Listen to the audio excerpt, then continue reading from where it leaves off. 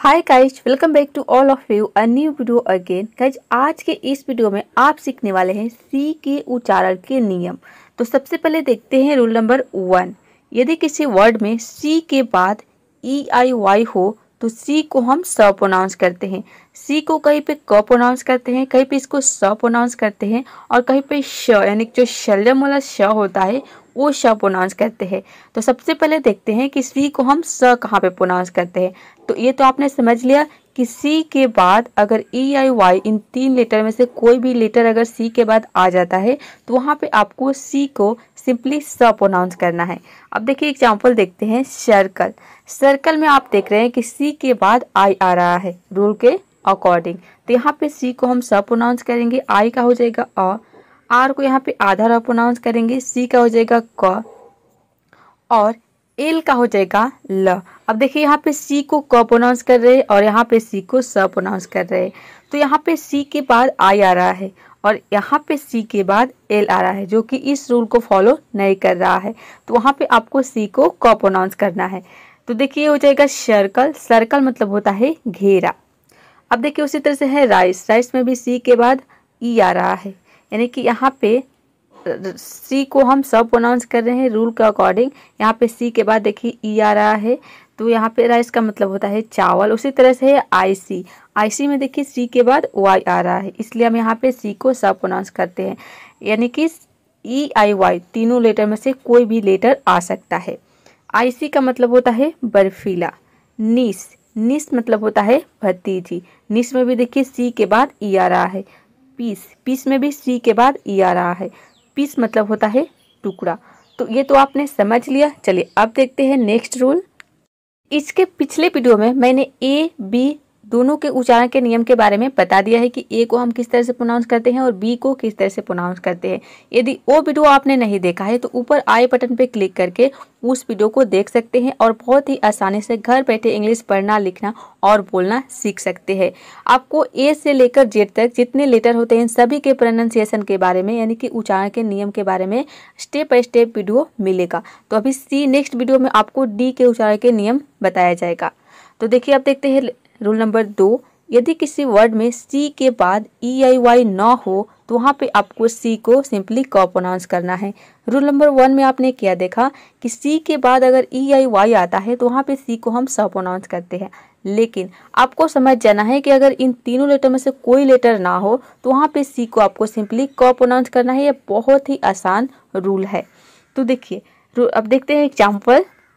Cruel, cruel में आप देख रहे हैं कि सी के बाद क्या आ रहा है, आर आ रहा है, यानी कि इन तीनों लेटर में से कोई भी लेटर नहीं आ रहा है। तो यहाँ पे देखिए सी का हो जाएगा क और आर यू ई एल का हो जाएगा रूअल, ये हो जाएगा क्रूअल। क्रूअल मतलब होता है क्रूर। कस्टम, कस्टम में भी देखिए सी के बाद यू आ रहा है, यानी कि इन तीनों लेटर में से कोई भी लेटर नहीं आ रहा है। कस्टम मतलब होता है रिवाज। उसी तरह से है कैटल, कैटल में भी देखिए सी के बाद ए आ रहा है, यानी कि इन तीनों लेटर में से कोई भी लेटर नहीं आ रहा है। कैटल का मतलब होता है पशु या फिर जंतु।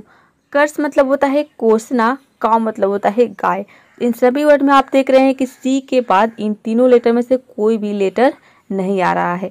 तो इसके अलावा किसी भी वर्ड में अगर इन तीनों लेटर में से कोई भी लेटर सी के बाद नहीं आता है तो वहाँ पे आपको समझ जाना है कि सी को हम क प्रोनाउंस करते हैं। तो आई होप रूल नंबर 2 भी आपने अच्छे से समझ लिए होंगे। चलिए अब देखते हैं नेक्स्ट रूल। तो गाइज अब देखते हैं रूल नंबर 3। यदि किसी वर्ड में सी के बाद अगर आई ए, यहाँ पे देखिए ए आई हो गया है, यहाँ पे होगा आई ए, यानी कि पहले आई होगा उसके बाद ए होगा। आई ए, आई ई और आई ओ हो तो वहाँ पे सी को आपको श प्रोनाउंस करना है, यानी कि जो शलजम वाला श होता है वो श प्रोनाउंस करना है। जैसे कि देखिए यहाँ पे है सोशल, सोशल, सोशल।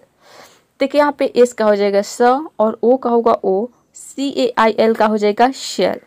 देखिए यहाँ पे सी को हम श प्रोनाउंस कर रहे हैं, सोशल। सोशल मतलब होता है सामाजिक। उसी तरह से है यहाँ पे देखिए डिफिशियंसी, डिफिशियंसी मतलब होता है कमी। इसमें भी देखिए सी के बाद क्या आ रहा है, आई ई आ रहा है रूल के अकॉर्डिंग, और यहाँ पे क्या आ रहा है, आई ए आ रहा है रूल के अकॉर्डिंग, इसलिए हम यहाँ पे सी को श प्रोनाउंस कर रहे हैं। नेक्स्ट है म्यूजिशियन, म्यूजिशियन मतलब होता है संगीतकार। इसमें भी देखिए सी के बाद आई ए आ रहा है। नेक्स्ट है स्पेशियस। स्पेशियस मतलब होता है विशाल। इसमें भी देखिए सी के बाद आई ओ आ रहा है, यानी कि रूल का अकॉर्डिंग यहाँ पे आपने देख लिया आई ओ आ रहा है। स्पेशियस, स्पेशियस मतलब होता है विशाल। चलिए, तो रूल नंबर 3 भी आपने समझ लिए होंगे। अब देखते हैं नेक्स्ट रूल। तो गाइज अब देखते हैं रूल नंबर 4। यदि किसी वर्ड में सी एच अगर एक साथ आता है, यानी कि सी के बाद अगर एच आता है, तो वहाँ पे सी एच को दोनों को आपको च प्रोनाउंस करना है।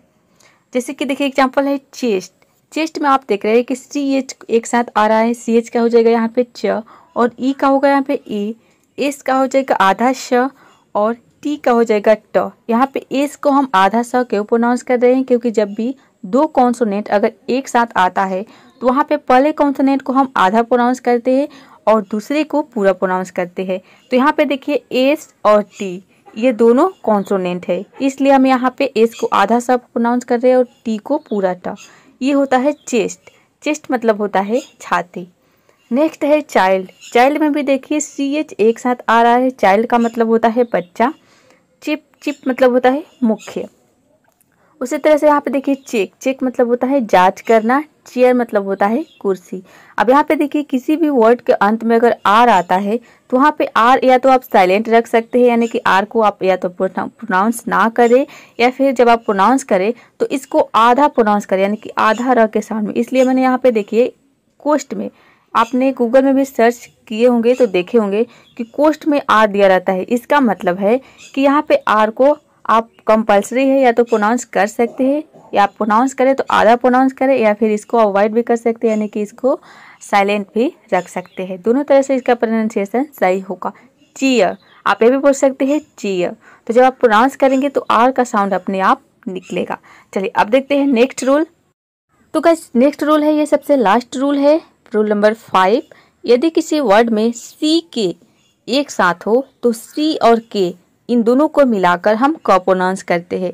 फॉर एग्जाम्पल जैसे कि है डॉग।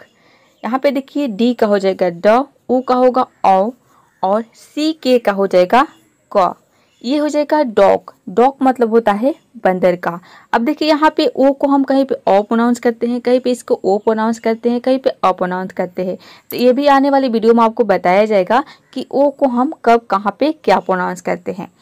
तो देखिए यहाँ पे सी के एक साथ आ रहा है तो सी के को हमने क प्रोनाउंस किया, तभी इसका प्रोनाउंसिएशन हुआ डॉग। उसी तरह से यहाँ पे देखिए एक होता है डक, डी यू सी के, जिसका मतलब होता है बतख। ये तो आपने पढ़ा होगा छोटे से, यानी कि जब आप 1 क्लास में होंगे या फिर छोटे होंगे तो आपको पता होगा, उस समय आपने पढ़ा होगा कि डक मतलब होता है बतख। उसी तरह से यहाँ पे देखिए कॉक। कॉक मतलब होता है मुर्गा। कॉक में भी देखिए सी के एक साथ आ रहा है। लॉक मतलब होता है तला। नेक्स्ट है बैक। बैक मतलब होता है पीठ और पीछे, यानी कि इसका मतलब पीठ भी होता है और इसका मतलब पीछे भी होता है, दोनों इसका मतलब होता है बैक। बैक में भी देखिए सी के एक साथ आ रहा है। लॉक में भी सी के एक साथ आ रहा है। लॉक मतलब ताला। तो आई होप ये वीडियो आपको पसंद आई होगी और सी के उच्चारण के नियम आपने बहुत ही अच्छे से समझ लिए होंगे। इस वीडियो को देखने के बाद आपका सारा जो डाउट है वो क्लियर हो गया होगा। तो गाइज ये वीडियो कैसा लगा कमेंट बॉक्स में ज़रूर बताइएगा, और वीडियो को लाइक शेयर, चैनल को सब्सक्राइब करना बिल्कुल मत भूलिएगा। तो मिलते हैं नेक्स्ट वीडियो में फिर किसी और नए टॉपिक के साथ। नए टॉपिक आएगा आपका डी के उच्चारण के नियम।